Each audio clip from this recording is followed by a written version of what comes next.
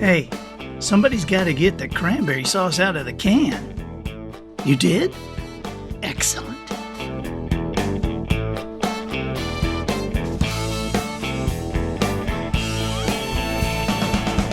Good morning, afternoon, or evening. You are listening to the Professional Noticer. As God is my witness, I thought turkeys could fly. Here, you and I will use common sense and all the wisdom we can muster to move beyond what is true and go all the way to the truth, creating measurable results for people like you and families like yours. No longer a member of the amateur ranks, I am the Professional Noticer. Turkeys are beautiful, intelligent animals. No, they're not. They're ugly and stupid and delicious. Hello, everyone. I'm Andy Andrews. Hey, thank you for making me a part of your week. This week especially, while our topics might seem to vary wildly at times, it's because the things you care about most are often greatly affected by the things you care about least. Therefore, we will field questions about business, spiritual issues, popular culture, and the reason turkeys refuse to fly when dropped from a plane. My purpose here today, and with every show we do, is to play the part of a best friend or coach. I want to help you live the life you would live if all your toughest questions were answered. The Professional Noticer is sponsored this week by Kamado Joe, the best grill you will ever own. Hey, here's something curious. Remember what I just said about Kamado Joe being the best grill you'll ever own?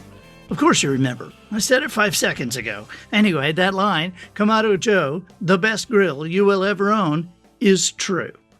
But the truth is, once you get a Kamado Joe, for the rest of your life, it'll be the only grill you'll ever own.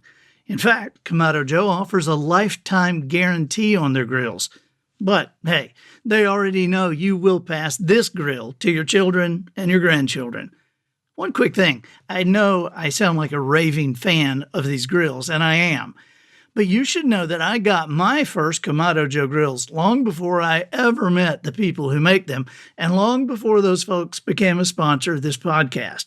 So, my friends, there's a reason I gave my old green grills to someone else. After looking at a Kamado Joe in a store for a few minutes and comparing them to the green ones sitting nearby, it was obvious that Kamado Joe was the best. My green grills were fine when I loaded them onto my truck and took them away, but trust me on this, the quality of the Kamado Joe is far and away the best you'll experience.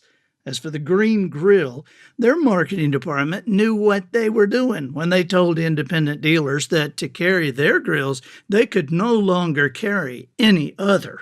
I say the green marketing department knew what they were doing because there is no way their grill can stand side by side and compete with a Kamado Joe. Is there better advertisement in the world for Kamado Joe than competitors refusing to compete? See for yourself. Check out KamadoJoe.com, visit their Facebook page, and go look at one in person. There are several sizes, and someone in your area proudly offers these, the best and last grills you'll ever own. Kamado Joe. Observations and answers. Yeah, that's what we do here. I deliver the observations, and you provide the questions. Some weeks we do a question, some weeks we do a couple of questions. Sometimes we just observe some stuff. And today, after observing that Thanksgiving is on the way. By the way, I can't think of a line from sitcom history that makes me laugh harder still today than, as God is my witness, I thought turkeys could fly. If you didn't get that reference, you need to go on YouTube and check out WKRP in Cincinnati and watch that Thanksgiving episode where they throw the turkeys from the helicopter. It's just great. So happy Thanksgiving, everybody. This week, before we answer a question, I'd like to read you a story. Now, this is one of the Thanksgiving stories that I have written that I like, and it was in a book that is no longer in print. So you can't get the story. The story was out years ago, and There's nowhere to get it now. We're going to change that in the future, but for now, I just want to give it to you as a Thanksgiving gift. So here you go. Me reading something I wrote. Hope you enjoy it.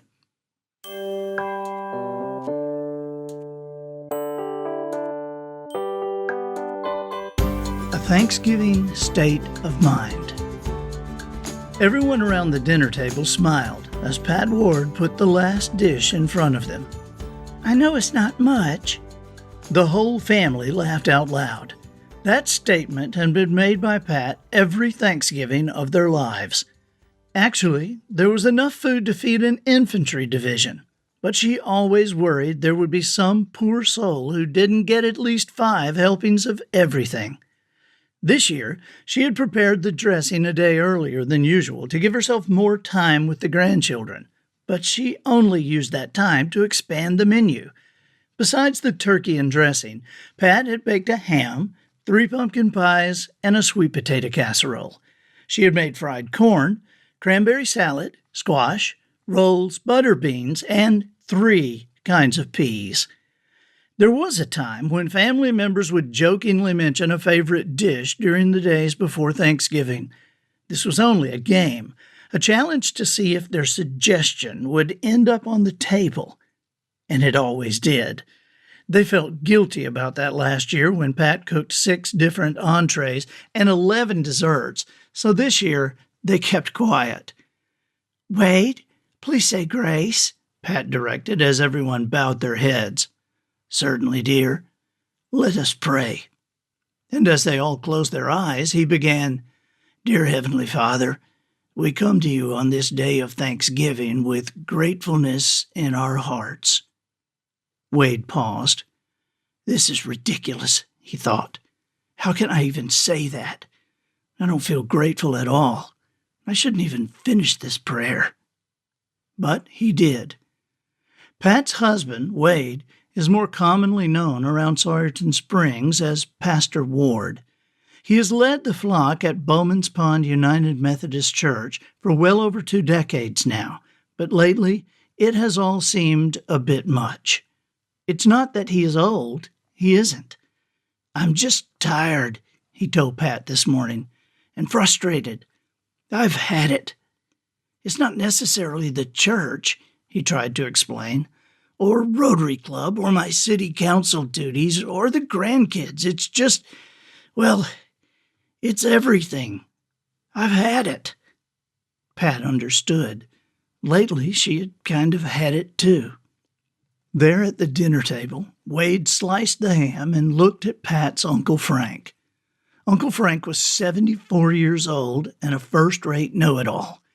Uncle Frank also knew a million jokes, and as Wade finished the ham and started on the turkey, he told another one. Another stupid joke, Wade thought. "So there's these cowboys," Uncle Frank was saying, "and as they rode into town whooping and shooting, there was this dog right in the middle of the street. One of them cowboys shot him right in the foot.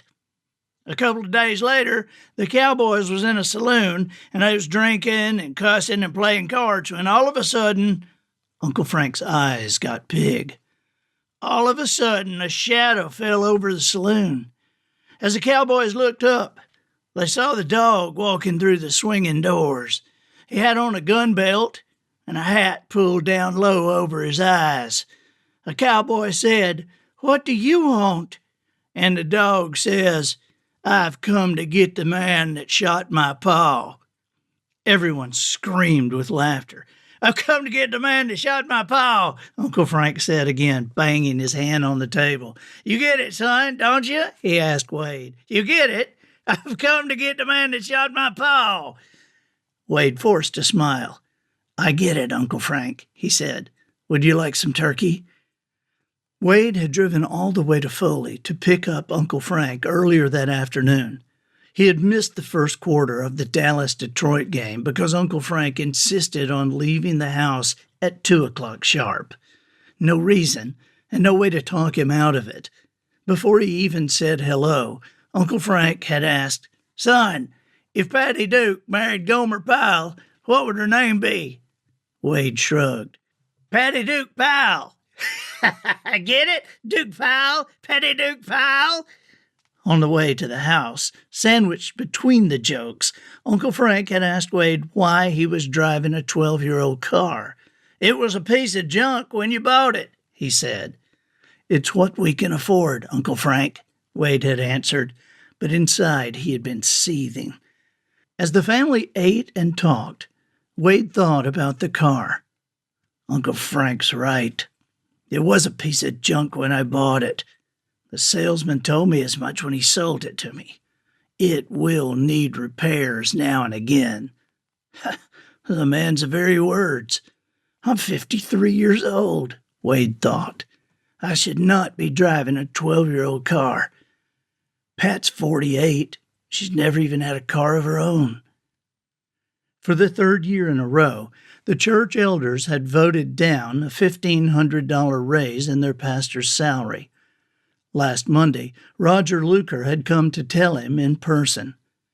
"We just felt that the money should go to foreign missions," Roger said. "After all, there are a lot of poor people overseas. And besides, it's not like you have to make a house payment. The church owns the parsonage." Wade drifted back into the conversation on the giggles of another joke.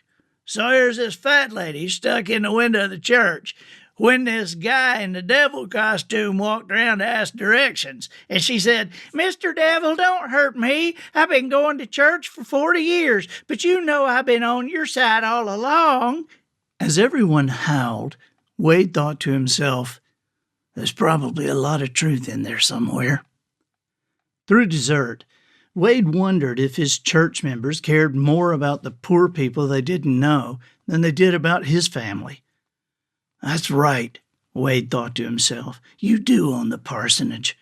Where are we supposed to live when I retire? Or am I just supposed to preach until I'm 100 and keel over in the pulpit? Why can't I buy my wife new dresses, or a diamond ring, or a new car? And that car we're driving now, one more year and the engine will die. And the floor will fall out. I'll be driving around town like Fred Flintstone." After dinner, the family helped clean up while Wade tried to herd Uncle Frank into the car. "If I can get him out of here," Wade said to Pat, "then I'll have something to be thankful for." Uncle Frank's jokes were becoming a blur, and Wade easily tuned them out as he drove. The kids were on his mind. They were always after him to do something. "Daddy, fix this. Daddy, can you and Mama keep the children? Daddy, we're a little short this month." The city council thing was bugging him too. He hadn't even wanted the position, but everyone begged him to take it. They said, "You will be a moral voice for the community, Wade. Please help us." Now they were all mad because he had voted no to having liquor at their Christmas party. What did they expect? After Wade walked Uncle Frank to the door and listened to several more jokes, he got back in his car and drove. Had he gone straight home, this story might have ended here, and in not too happy a fashion. But Wade didn't go home. It wasn't until 2 the next morning that he rolled into his driveway.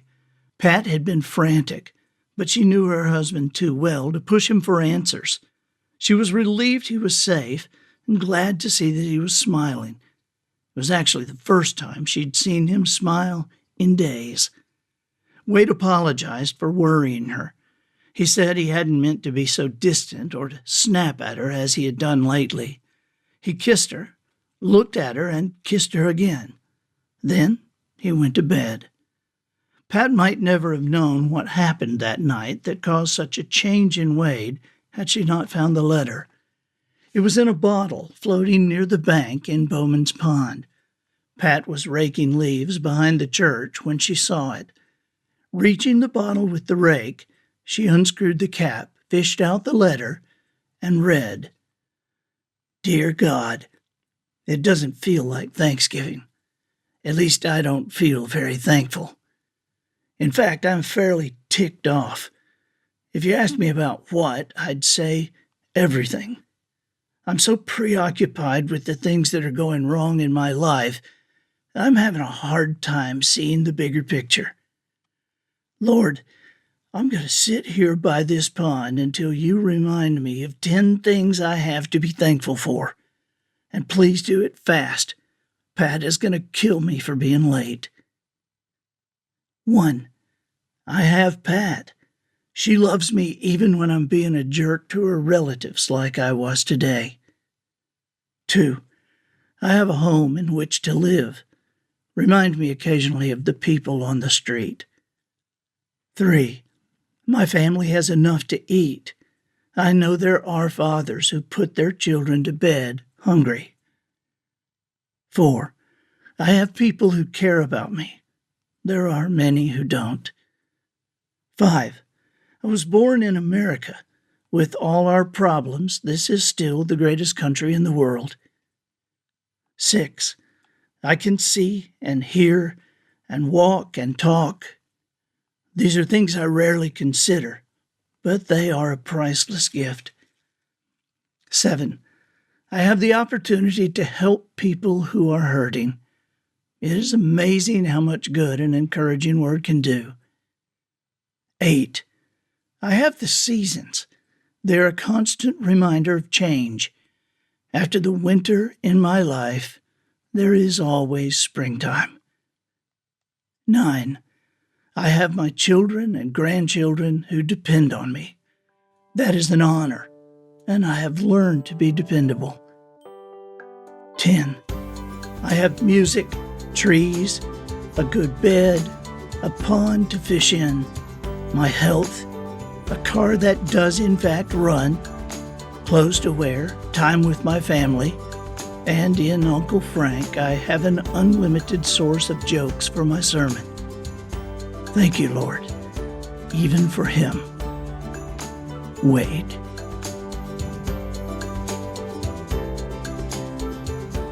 I hope you enjoyed that. Just a little gift, a Thanksgiving gift from the professional noticer.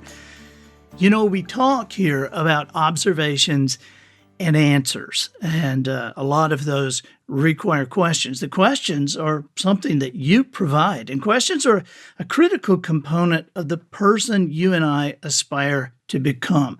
Questions begin conversations, they lead to answers.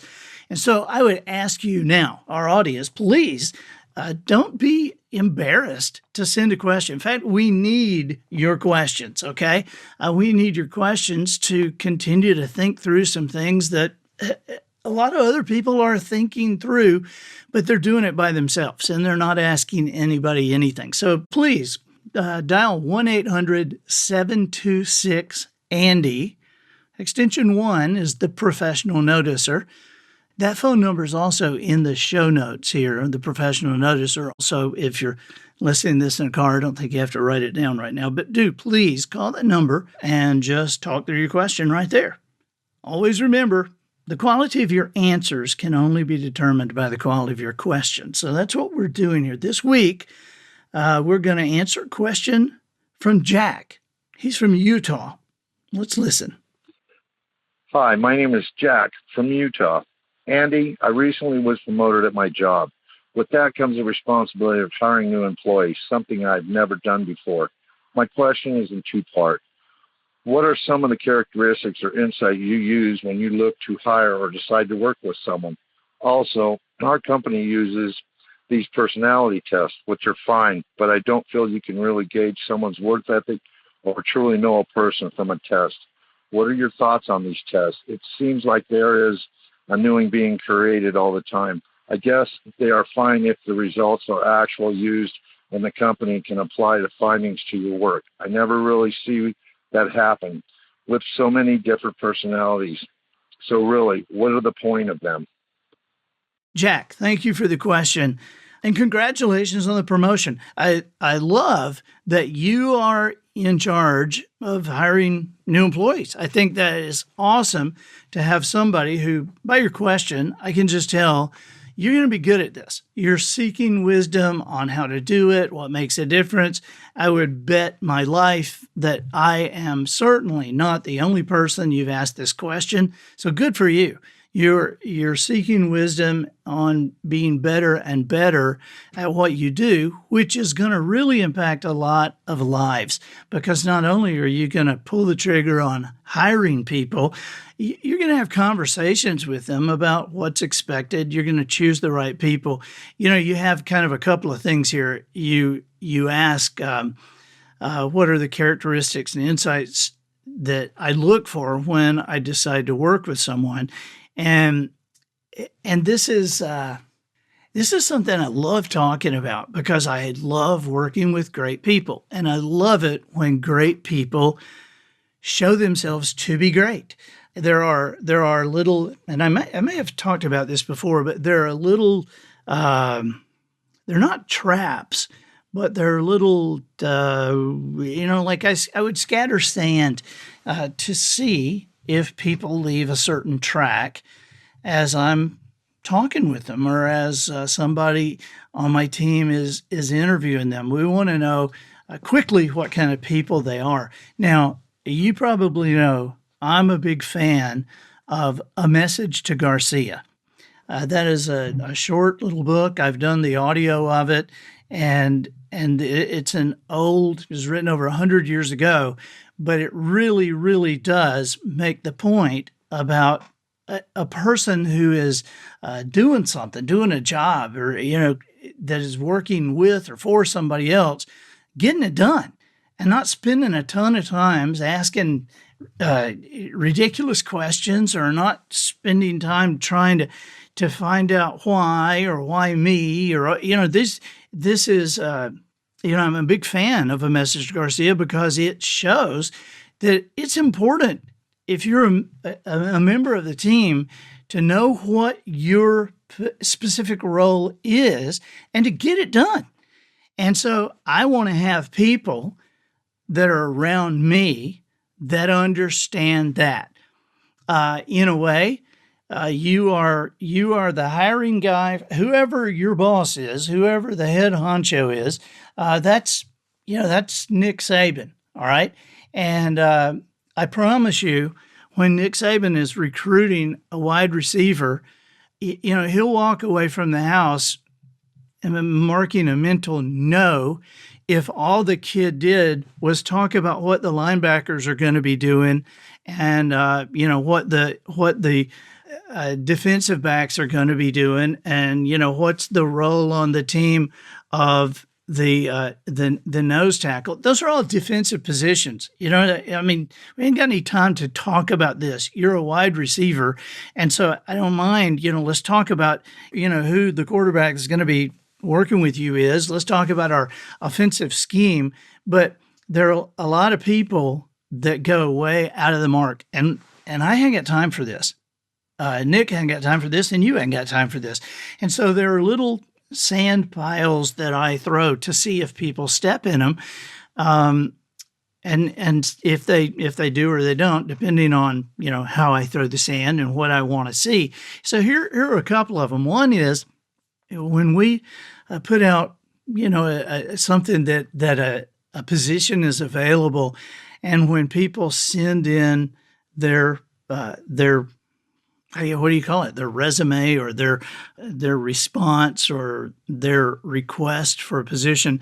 One of the things that we'll do is send them a questionnaire, and in that questionnaire, we ask you what do you like to do? What is how do you think you can help this team? In what area do you see yourself working?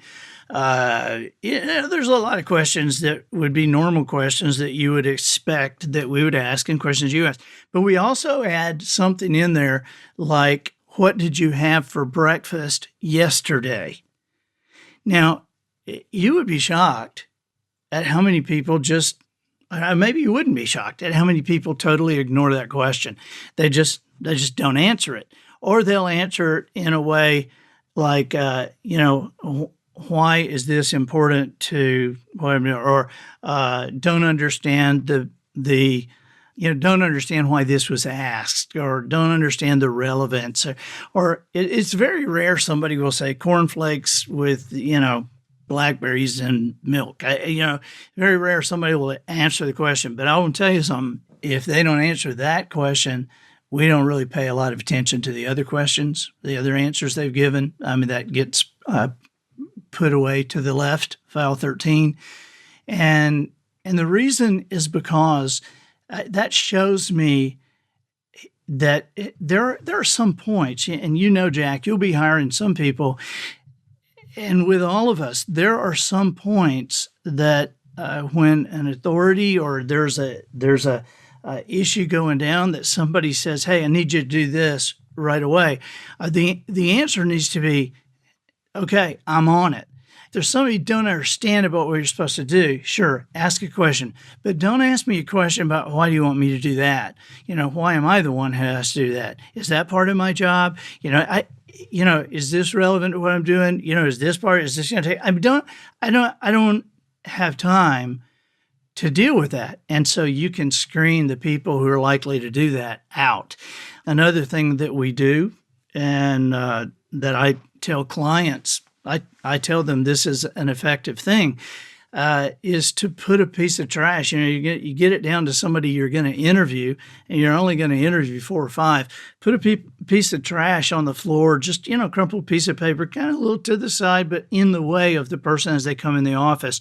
And if that person goes in the office and out of the office without picking up that piece of paper and throwing it in the trash can, it's obviously trash.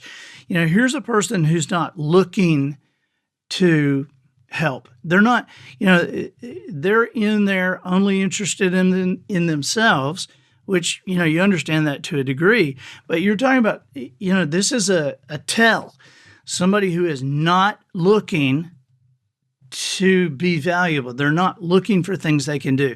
Another thing quickly, and I'll move on to the second part of your question. Another thing quickly is to have an interview that goes on in a conference room with just you and just the person. And obviously there are other chairs in there, or maybe have folding chairs over in the corner, a lot of them, like a dozen of them. And then as the interview starts, receive a phone call and say, "Hey, sorry, I need to take this. This is the big boss." And just, funny, and just take it, "Hey, how are you doing?" "Yep. Yeah, I'm doing an interview right now." "Okay. Yeah, I'll be glad to. Absolutely. I'll be right there." And then hang up and say, "Hey, I'm sorry, just for a second. They need extra chairs to be put in a room down the hall. I need to do that really quickly. So hang on, be right there. Or I'll be right back." And then go and get a couple of chairs in one hand, a couple of chairs in the other, and start walking out the door. And, kind of bump your way through the door. I'm going to tell you something. If that person doesn't offer to carry chairs, say, "Here, let me carry a couple of those things. Or here, let me get a couple. Where are we going? Is it okay if I go?" I mean, if they don't do that, you got somebody who they're going to underperform, or they're going to perform only to the level that somebody tells them they're expected to perform. They're not looking to do more. And so it's a tell. All right, real quickly, Jack, you also asked about the personality test. And what can you really tell about somebody's work ethic, or, who they really are? I'm not sure you can get a lot of truth about somebody's work ethic, or even the truth about who they really are from a personality test, because we all know that we can answer those tests kind of like we want to answer them. And, we can kind of make ourselves look a certain way. I think that you are correct. There are a ton of these personality tests that have come out. And I think the value is, first, it's not so much in the test, it is in the understanding of the categories that it places us in, an understanding of what those answers really mean. And I think a lot of times that requires somebody who is gifted and educated in understanding that specific test. I know the DISC test, the DISC test, is one that is used a lot very popular. It's been going for years. Joe Peachy down in Orlando, Florida, he's like the best to me at explaining what that means and what it means in individuals and how they can connect with each other or be a disconnect to each other. There are different tests, like you say, and I really believe that they are of limited value for you. Okay, Jack, in hiring somebody, they're probably of limited value. I got a person here who's funny. I don't know how much value that's going to be to your hiring practices, but I tell you this, they would be of great value to, like, your, I guess, whatever department, the training department or whatever in your company that is responsible for getting people to work together and to get along. Because a lot of times when people can understand not only who they are, but who their working partners are, and understand some of the things that create this, I think that people do tend to work a lot better together. And so I think from one point, I do understand. I think you're right. They do have limited value, but in other ways, I think they do have great value. And I think you have to find the test that resonates best with you, with your people, and find somebody to really kind of, I guess, translate that test into real language and usable terms for you guys. Okay?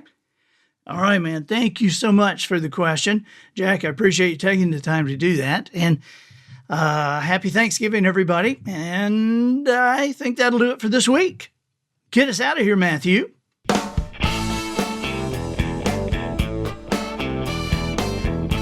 So, ladies and gentlemen, and to the boys and girls who aspire to become, ladies and gentlemen, we have reached the end of another episode of The Professional Noticer. In a world where common sense has become a superpower, I'm harnessing the mental energy I have, what tiny bit, for you. Seeking wisdom, making observations, and endeavoring to answer tough questions in a way that will empower your family and your business. I'm Andy Andrews. Until next week, smile while you talk, shake hands with the kids you meet, and make sure you have an answer to the question, if you eat a cured ham, what disease was it cured from? Until next week, goodbye.